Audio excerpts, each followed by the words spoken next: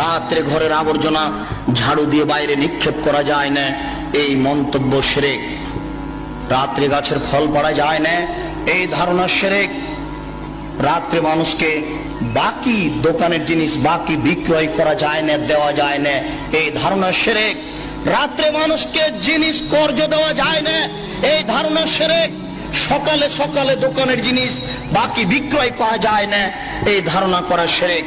অপবিত্র অবস্থায় ঘর ঝাড়ু দেওয়া যায় না, আপনার স্ত্রী আপনার বৌমা অপবিত্র অবস্থায় ফরজ গোসল না করে ভাত রান্না করতে পারে না, ঘর ঝাড়ু দিতে পারে না, এগুলি ধারণা করা শিরক।